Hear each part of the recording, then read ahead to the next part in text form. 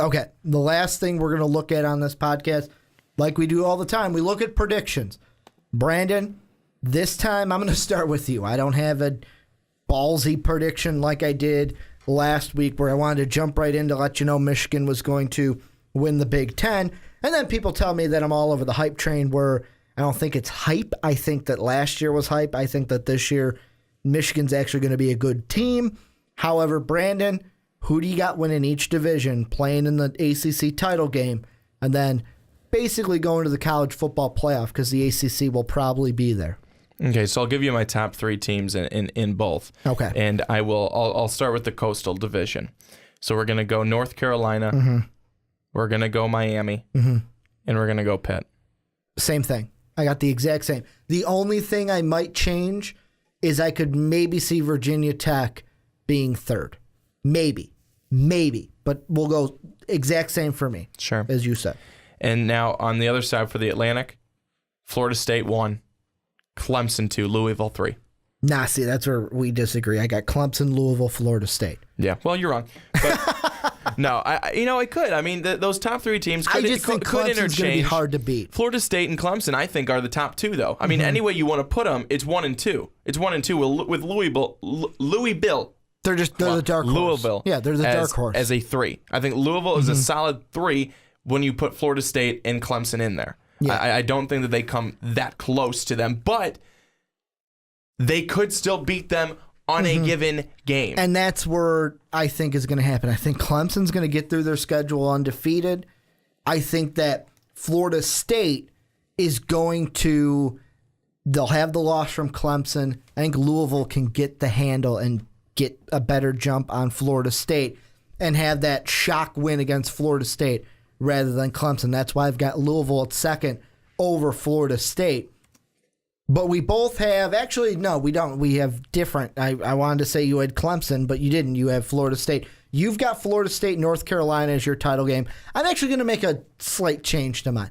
I'm going to say Miami has a better year than North Carolina, that they shock the Tar Heels, they win the Coastal, Clemson, Miami in the end. We'll start with you. Florida State, North Carolina. Who wins the title game? Florida State, North Carolina. It's going to be Florida State. With that running game and in the way that North Carolina gave up so many yards on the ground in the last couple of games of the season, yes. Do I think that's improved? I would like to think so. I certainly do. But Dalvin Cook is a beast. He's a monster. And Dalvin Cook could possibly shred that defense.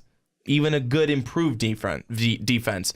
They're not vulnerable. I mean, they are definitely vulnerable to Dalvin Cook and his skills and abilities. So I think that Florida State is the winner out of the ACC. They're going to, like, Dalvin Cook is going to be the key for that team.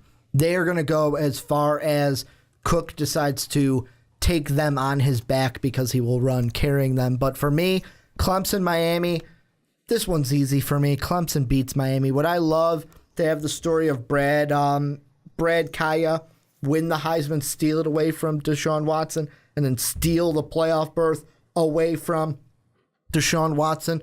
I'd love it. I just don't see it. I think Clemson's going to go undefeated. I think they're going to get into the college football playoff, and then that's where things are going to get interesting because it's who exactly are they going to play in that playoff. So if you're kind of keeping track at home, I believe I've already named 3 of my playoff teams. I said Michigan will be in. I said Clemson going to be in. And I think I said Oklahoma again. I'm not quite sure. We'll find out with the SEC. I still got to hammer down some facts. But Clemson and Michigan for sure. Man, wouldn't that be a good college football playoff game for a semifinal? Jim Harbaugh's Wolverines against Dabo Swinney's Tigers. It'd be pretty good. It'd be pretty good. It'd be better than Iowa. Or against Jimbo Fisher. Yeah, it'd be better against... it'd be better than either Fisher or Swinney against the Iowa Hawkeyes. But before I do my whole thing and wrap it up, Brandon, give me, I'm going to call it the Swanee Pop Culture Minute. Hit me with it.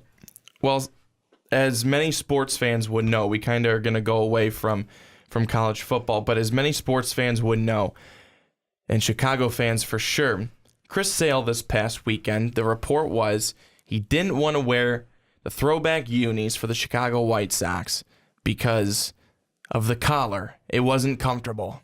So what did he do?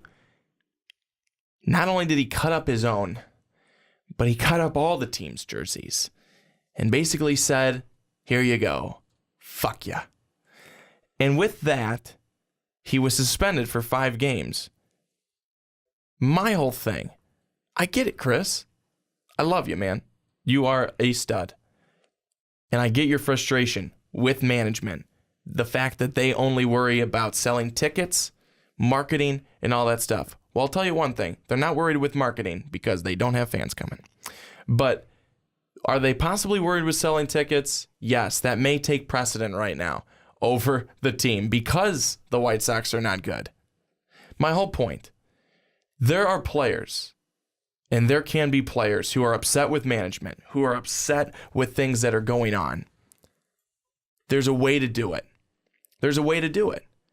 Is Chris Sale, and I want to kind of throw it out to you, our viewers and our listeners, the way he did that, and if you know the story, or if you've heard stories like that, are you okay with that? Are you okay with a player doing that? That's my whole thing. A player can go ahead and can have their rant. We've seen players have their rants and have their crazy things that they do. Are you okay with them publicly doing that? Or would you rather have them, you're upset, okay, do it all behind closed doors? Is Chris Sale right? Is that good for him? Or is that good for other players to see a guy openly, publicly do this? Is that good or is that bad? That's something that hit me because I'm a Chicago White Sox fan. That's something that I'm interested to see what you guys think with sports in general. Because again, this is not the first time we've seen an athlete openly do something like this.